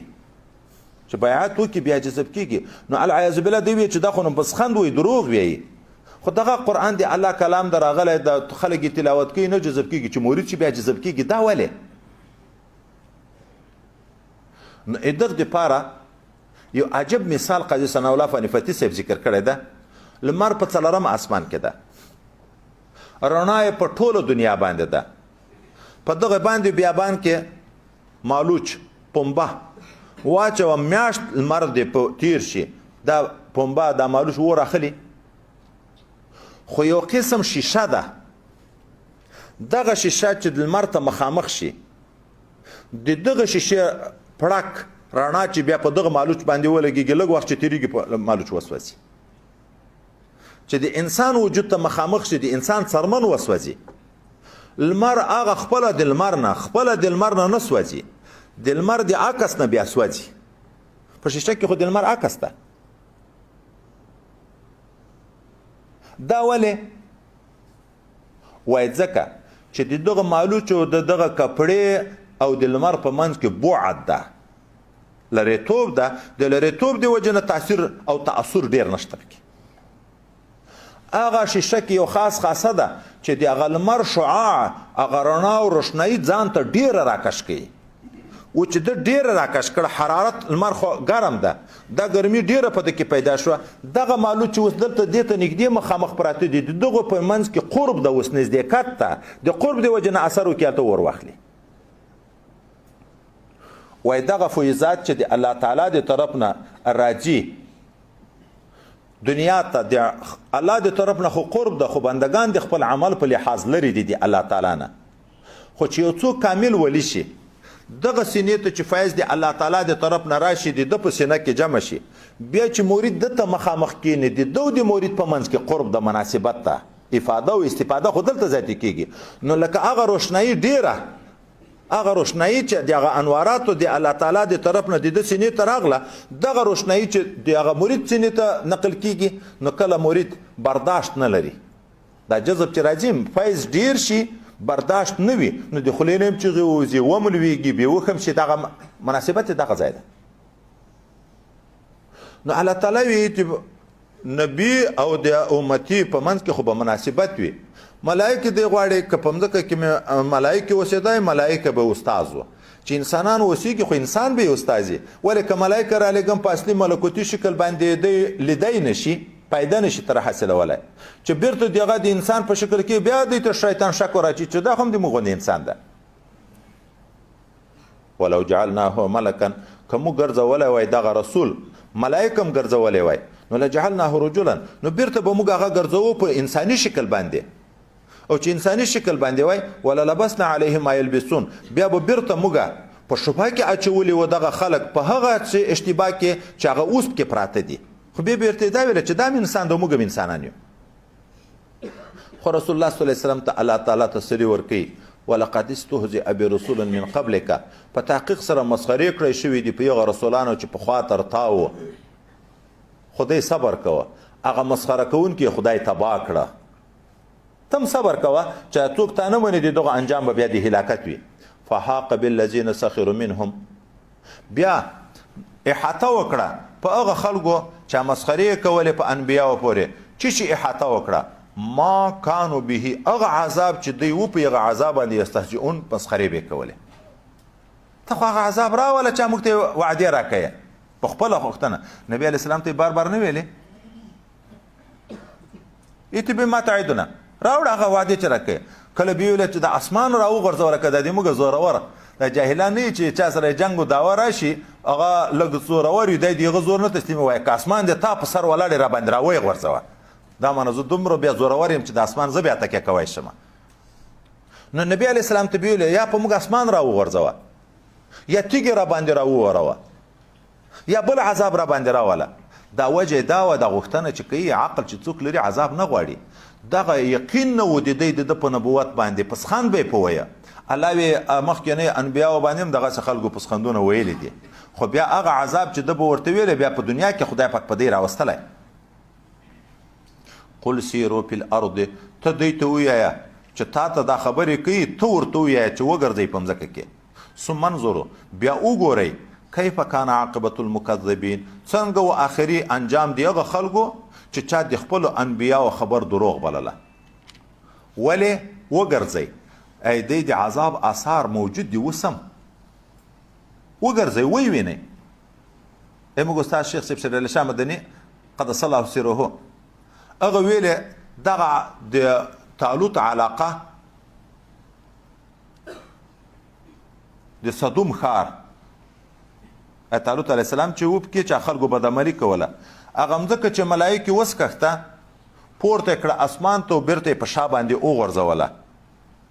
هغه اثر وایي تر اوسه پورې شته په هغه مځکه کې تورې اوبه ولاړې دي، یو شی هم نه شین کوي. د سمودیانو علاقه چې نبی علیه السلام تبوک طرف ته تلو، اصحاب الحجر نه یې ورته ویل په دغه کلي په ژړا تېرېږئ، غټ کلی کنډوالې پرتې دي په سترګو لیدی کېږي. وګرځئ داسې ځایونه وګورئ چې لوی لوی قومونه خدای تباه کړي چې هغه تاریخ یې په سترګو ووینئ. قل ته ورته وایه دی ته لمن ما فی السماوات والارض، چا لره دي هغه شیان چې په اسمانو کې دي، هغه شیان چې په مځکه کې دي، د چا مخلوق ده، د چا مملوک ده، د چا عبید دي. قل لله، بیرته ته ورته وایه چې د الله دي. ولې بل جواب شته نه، ځکه دی یې مني. وایي ځکه بل جواب نشته چې دی یې مني. ولئن سألتم من خلق السماوات والارض لیقولون الله، دی به په خپله وایي چې الله. دی هم دا مني. كتب على نفسه الرحمه، خو دغه مهربانه ذات، دغه خالق و مالک و رازق یغه لیکلی ده په ځان باندې رحمت لازم کړی ده، احسانا په ځان باندې رحمت. حدیث مبارک کې راځي نبی کریم صلی الله علیه وسلم یې الله تعالی چې دغه دنیا پیدا کوله د دغه نه مخکې 2,000 کاله یو کتاب لیکلی. په هغه کتاب کې دا لیکلی دی ان رحمتي سبقت غضبي، د ما رحمت د ما تر غضب نه ډیر ده. حدیث مبارک کې راځي چې د الله تعالی سل رحمتونه دي. یو رحمت دنیا ته رالیږلی چې د دنیا نظام ټول په هغه چلیږي، حتی حیوانات کې چې مور په بچي شفقت کوي د هغه رحمت اثر ده. په مرغانو کې چې مرغۍ په خپل بچي سړی د خدای پاک هغه ته وګوري نظام ته، مرغۍ وینو موږ تاسې خو عبرت نه یو پام نه کوو. ملخ یې نیولی خپله یې نه خوري، راوړي یې ځالې ته بچیانو یې خولې ورته نیولي یو دی په خوله کې ورکوي. دا شفقت څه وجې نه کوي؟ دا د الله د یو رحمت اثر ده چې دغه مور ته په زړه کې هغه خپله مهرباني ور واچوله په بچي باندې چې په د خپل بچي باندې شفقت کوي. سپی کوي، حیوان کوي، درنده کوي، هر شی کوي. دا ننوي رحمتونه ټول قیامت ته خدای پاک خپلو مسلمانانو بندګانو ته ساتلی دي چې قیامت کې بیا 100 رحمتونه ټول په مؤمنینو باندې دي. نو رحمت ډېر زیات ده. کافر سره د عدل معامله ده، د مسلمان سره د رحم د احسان معامله ده چې نیت دې نیکۍ وکړي خدای پاک یوه نیکي ورته لیکي، چې عملا نیکۍ وکړي کم از کم یو په 10 ورته لیکي، ورته زیاتوي د خپل اخلاص په انداز باندې یو په 200 یو په 1 کپ سي زیاتوي، یو په یو کم 50 کروڑه تر دغه نه په ډېر مضاعف باندې ورزیاتوي. لیجمعنکم الی یوم القیامة، خامخا به دغه الله تعالی تاسې جمع کړي ورځې د قیامت ته، لا ریب فیه، چې هېڅ شک نشته په راتللو د دغه ورځې د قیامت کې. خو الذین خسروا انفسهم، کومه کسانو چې خپل ځان تباه کړی د تاوان یې ورسولی د خپل ځان ته، فهم لا یمنون، هغه ایمان نه راوړي. په قیامت کې هېڅ شک نشته. خو چې څوک یې نه مني دغه ضرر چا ته ورسوه؟ ځان ته یې ورسوه. نو چې چا ځان ته ضرر رسولی ده، په ځان یې ظلم کړی، هغه ایمان نه راوړي. تر دغه نه لوی ظلم چیرې ده چې خپل ځان یې ابدي جهنم ته تیار کړو چې بیا به ټول عمر په اور کې سوځي. وله ما سكن من الليل في الليل والنهار وهو السميع العليم. وله لکه د اسمانو د مځکې مخلوقات ټول د الله تعالی دي. بیا بل مثال کې ذکر کی وله ما سكن في الليل والنهار، خاص الله لري د هغه شیان چې آرام کوي په شپه کې یا په ورځ کې، دا ټول د الله مخلوق ده. دنیا خو د شپې او د ورځې نه داخلي، خو یا په شپه کې راځي یا ورځ راځي، داسې ځای خو نشته چې نه شپه یې پکې نه ورځ یې پکې. دا د شپې ورځ کې چې څومره مخلوقات زندگی کوي دا ټول د الله تعالی دي. وهو السمیع العلیم، دا الله اوریدونکی د ټولو خبرو ده او عالم د په ټولو احوالو د مخلوقاتو باندې. قلت دته ویایه اغیر الله اتخذ ولیا فاطر السماوات والارض وهو يطعم ولا يطعم قل إني أمرت أن أكون أول من أسلم ولا تكونن من المشركين. نبی علیہ السلام اسلام ته دعوت ورکي، دی بدبختان خپل دین ته دعوت ورکي چې موږ خدایان ته تابع شه، پلارو د نیکه دین ومنه، ته به په دنیا کې هم کامیابې په آخرت کې. الله تعالی ویل چې ته دی ته وایې چې آیا د الله نه سوا بل څوک زه په خدای وینسم؟ هغه الله فاطر السماوات والارض چې پیدا کوونکی د اسمانو د مځکې ده. وهو يطعم، هغه الله چې خلکو ته روزي دی ورکوي، ولا يطعم، ده ته ډوډۍ څوک نه ورکوي. قلت ورته اني امرت ان اكون اول من اسلم، زه په دې مامور یم چې اول په دغه امت کې به زه اسلام راوړم. ګورئ نبی علیه الصلاة والسلام چې مبعوث شو وحی ورته نازله شو اول په دا فرض شو چې ته به په خپل ځان ایمان راوړې چې زه د خدای رسول یم نو اول امتی د خپل ځان هم دای ده هم نبی ده هم امتی ده د خپل ځان زه په دې مامور یم اول به ایمان زه راوړم انبیا چې خدای پاک مبعوث کوي د خلکو دپاره نه چې ځان ویر کو خلک به یاد لره بل ته نصیحت کوه خپل عمل مکه اول د ځانه شروع کیږي که د ایمان خبره ده که د اعمالو خبره ده اول د ځانه شروع کیږي ولا تکونن او الله تعالی ما ته دا ویلی دی چې ته به نه کېږي من المشرکین له جملې د مشرکینو نه او ته دوی ته ووایه زه د الله پیغمبر یم الله تعالی ما ته هر څه ښوولي دي خو زه د هغه الله نه ډارېږم هم د الله قدرت ما اوس پېژندلی د معرفت ذاتي د ذات الله او د صفاتو د الله لرم که ما معمولې سرکشي د الله نه وکړه ما ته به سخت عذاب راکړي نو زه د خدای د عذاب نه ډارېږم قل ورته وایه اني اخافو چې بېشکه زه ډارېږم ان عصیت ربي که چیرې هم ما نافرماني د الله وکړه د څه شي نه ډارېږم عذاب یوم عظیم د عذاب دغه ورځې غټې نه چې ورځ د قیامت من یصرف عنه یومئذ هر څوک چې بچ کړی شو د دغه عذاب نه په دغه ورځ باندې فقد رحمه نو په دغه انسان الله خپل رحم او مهرباني وکړه چې د عذاب د قیامت نه بچ شو نو الله په دغه باندې رحم وکړه وذلک الفوز المبین دغه مهرباني د خدای پاک چې په چا وشي دا یو کامیابي ښکاره کامیابي ده لویه کامیابي دا ده چې د جهنم نه سړی بچ شي جنت ته داخل شي وإن يمسسك الله بضر فلا كاشف له إلا هو وإن يمسسك بخير فهو على كل شيء قدير وإن يمسسك الله بضر کورسی تاته انسان الله تعالی کوم ضرر مریض دی کی مسکین دی کی یو تکلیف در باندې راولي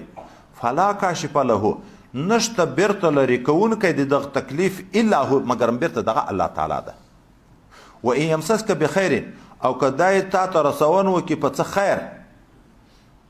مور دی کی جوړ دی کی اولاد در کی څه نعمتونه در کی فهو على كل شيء قدير دی پر څه قادر ده نو خیر او شر د چا د طرف نشو د الله تعالی د طرف نو سړی به په هر حال کې چاته متوجي وي ځکه نبی کریم صلی الله علیه وسلم فرمایي حضرت ابن عباس رضی الله عنه ته ای زوی کیا کشر ده ما بل ورځم ویل چې دا شاګرد روحاني اولاد ده امتیان ټول روحاني اولاد چا د پیغمبر علیه الصلاۃ والسلام بلل کیږي کنه بلل کیږي النبي اولى بالمؤمنين من انفسهم وازواجه امهاتهم یو قرات وهو اب لهم نسبی پلار خو نه ده خو روحاني پلار ده نو حضرت ابن عباس ته وی چې زوی که احفظ الله يحفظك الله ته د خدای پاک د حقوق حفاظت کوه الله تعالی به د تا حفاظت کوي احفظ الله د خدای پاک د حقوق حفاظت کوه نو ته به دای مخ ته پیدا کې لکه یعنی مطلوب د دستی حاصلېږي او که معاونت د غوښتم د الله نه معاونت غواړه که ډارېدیم د الله نه ډارېږه ولې که ټولو دنیا اتفاق وکړي چې تا ته څه خیر در ورسوي نشي رسولی مګر هم هغه چې الله تعالی لیکلي چې الله نه یې لیکلي نه د څوک مړوی شي نه د څوک جوړوی شي نه څوک اولاد درکوی شي نه د څوک خوشحاله کوی شي هو اضحک و ابکا خوشحاله کوي هم دی غمجن کوي هم دی هر څه د الله د طرف نه دي او که ټولو دنیا درته په اتفاق شي چې تا ته ضرر در ورسوي نشي در رسولی مګر هم هغه ضرر به در رسېږي چې الله لیکلي که الله تعالی نه یې لیکلی چې ټولو دنیا درته واوړي والله یعصمک من الناس پرون موږ ویلې چې د حضرت نبی علیه الصلاۃ والسلام د حفاظت ذمه الله خبر کو چې زه دې ساتم خبر یې ورکړه پیرې هم پرېښوې د ټولې دنیا کافرانې مقابل و څومره قومونو سره جنګونه و چا ضرر ور ورسو نو هر څه چې دي د الله تعالی د طرف نه دي باید انسان الله تعالی طرف ته متوجه شي که مرض دم د الله تعالی د طرف نه ده نو صبر وکړي د الله نه به بیرته صحت غواړي که مسکنت هم د الله تعالی د طرف نه ده صبر وکړي راضي به اوسېږي د په فیصله د الله نه به غنا غواړي خو که غني شو که موړ شو که صحتمند شو بیا به ناشکري نه کوي بریتونه به نه ته وایي چې ما وکړه دا ما خپل کمال ده څه خوښه خو نه دي پیدا شوي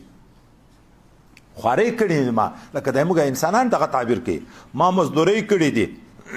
ما خوارۍ کړي دي خوش خدا نه ده ډیره شوې الله تعالی موږ بار بار پوی کوي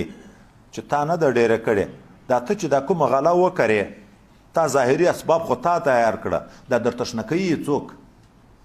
تر مراد یې څوک درته رسوي دا یوه دانه په 100 په 200 په 500 په 800 څوک درته بدلوي اولاد تا نه نشي پیدا کېدی دا ته چې د خپلې بیبي سره جماع کوې د دغه منیونه بیا اولاد څوک درته پیدا کوي وهو القاهر فوق عباده دغه الله ويمسسك بخير فهو على كل شيء قدير وهو القاهر فوق عباده دغه الله تعالی چې ده غالب زورور ده په خپلو بندگانو باندې په اعتبار د قدرت او د قوت او د غلبې سره وهو الحکیم الخبیر دا الله حکیم ذات او خبردار ذات ده خو د مصلحت په بنیاد باندې کله کله بعضې کارونه وځنډوي مصلحت وي کې زر عذاب نه ورکوي بیا وایي مشرکین ورته ویلې چې موږ خو د یهودو نه هم پوښتنه کړې دي د تا په باب کې چې دا هغه موږ په وطن کې چې پیدا شوی د دعوت د نبوت لري تاسو ته په کتاب کې معلوم ده دا رښتیا نبي ده که نه یو هم راته ویلي دي چې نه دا دروغجن ده نو ته یو شاهد خو راوله چې ملایکه هم نه راولې چې راشي چې ته رسول یې او مخکیني ملایان دې هم نه مني اهل کتاب هم یې چې دا نه ده نو ته خو شاهد راوله الله تعالی ورته چې ته دغه بدبختانو ته ویې تر ټولو نه لوی شاهد څوک ده بیرته جواب کوي الله تعالی ده تر الله نه خو لوی شاهد نشته خو الله تعالی دې ما په نبوت باندې شاهد ده الله وی ما لېږلی ما پیغمبر کړی قل ای شیء اکبر شهادتا ته دوی ته ووایه کوم یو شی لوی د له وجې د شاهدي نه قل الله بیرته په جواب کې دا وایي چې الله لوی د شهادت د وجې نه بل جواب نشته هغه الله شهید بیني و بینکم شاهد په مابین د ما او په مابین د تاسې کې و اوحی الی هذا القرآن وحی کړی شوی د ماته د دغه قرآن عظیم شان د الله تعالی د لوري نه لانذرکم به چې زه تاسې خبر درکم و درکم تاسې په دغه قرآن سره دا موجوده چې کوم موجود یې په دغه زمانه کې ومن بلغه او هغه څوک ودرکم چې د قرآن ورسیږي قرآن تر قیامت پورې معجزه باقیه ده دا د رسول الله د طرف نه انذار ده په دغه قرآن عظیم شان باندې موږ ته نن هغه د الحمدلله قرآن عظیم شان بیانېږي د احکاماتو نه مخبري په جهنم باندې مخبري ډاروي په انکم لتشهدون دغه مشرکینو ته وایه آیا تاسې شاهدي ورکوئ په دې باندې چې انا مع الله الهة اخرى چې د خدای پاک سره نور خدایان شته قلت ورته لا اشهد زه خو په دغه شاهدي نه ورکوم الله تعالی د ما په رسالت شاهد ده زه د الله تعالی په وحدانیت شاهد یم بل څوک خدای نه ده لایق د خدایي صفات بل چا په هیچا کې نشته قل انما هو اله واحد ته ورته وایه چې بېشکه دا معبود چې ده دا یو خدای پاک ده بل څوک نشته و انني بریء مما تشركون زه بیزاره یم دغه شي نه چې تاسې شریکوئ د الله تعالی سره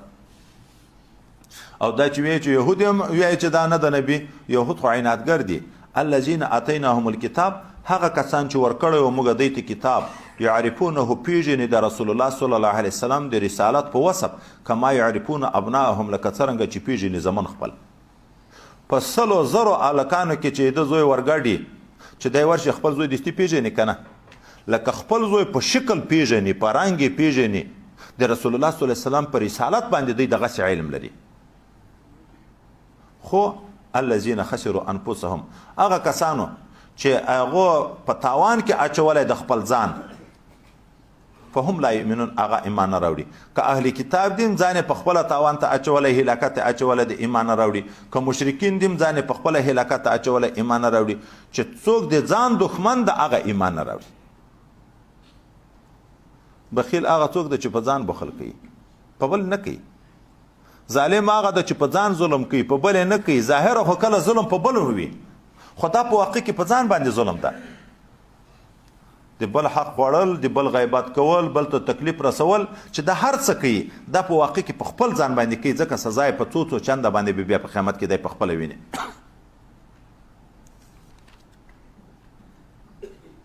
بس وکړو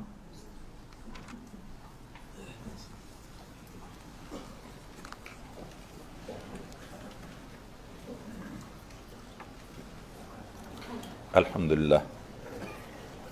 لله رب العالمين والعاقبة للمتقين والصلاة والسلام على حضرة رسوله محمد وعلى آله وأصحابه أجمعين. اللهم ارزقنا علما نافعا وفهما كاملا ورزقا حلالا واسعا وشفاء من كل داء. اللهم أرنا الحق حقا وارزقنا اتباعه وأرنا الباطل باطلا وارزقنا اجتنابه. اللهم إنا نسألك من خير ما سألك منه محمد نبيك ورسولك صلى الله تعالى عليه وسلم، ونعوذ بك من شر ما استعاذ منه محمد نبيك ورسولك صلى الله تعالى عليه وسلم، وأنت المستعان وعليك البلاغ ولا حول ولا قوة إلا بالله العلي العظيم. اللهم إنا نسألك العفو والعافية والمعافاة الدائمة في الدين والدنيا والآخرة. اللهم ارزقنا لقاءك ورزاءك ولواء حبيبك مصطفى وزيارته في الدنيا وشفاعته في الآخرة. اللهم ارزقنا جنة الفردوس. اللهم ارزقنا جنة الفردوس. اللهم ارزقنا جنة الفردوس. اللهم أجرنا من النار. اللهم أجرنا من النار. اللهم أجرنا من النار. اللهم اغفر لنا ولوالدينا ولأساتذتنا ولمشايخنا ولتلاميذنا ولإخواننا ولأخواتنا ولأزواجنا ولأسرارنا ولذرياتنا ولجميع المؤمنين يوم يقوم الحساب. اللهم اغفر موتانا وموتى المسلمين وسلم مسافرنا ومسافر المسلمين واشف مرضانا ومرضى المسلمين وقاضي حاجاتنا وحاجات جميع المسلمين. اللهم ارزقنا لقاءك ورزاءك ولواء حبيبك مصطفى وزيارته في الدنيا وشفاعته في الآخرة. خدای متعال موږ ټول ته خپل رضا نصیب وګرځي. الله دا روژې، دا تراویح، دا ترجمه، دا اذکار، تلاوتونه، نفلی او فرضي اعمال ټول د موږ مسلمانانو په خپل دربار کې قبول وګرځي. د آینده ژوند کې خدای پاک تر مرګ پورې استقامت شریعت نصیب وګرځي. خدای پاک توفیق د طاعت او د عبادت په خپل فضل او کرم سره ته نصیب وګرځي.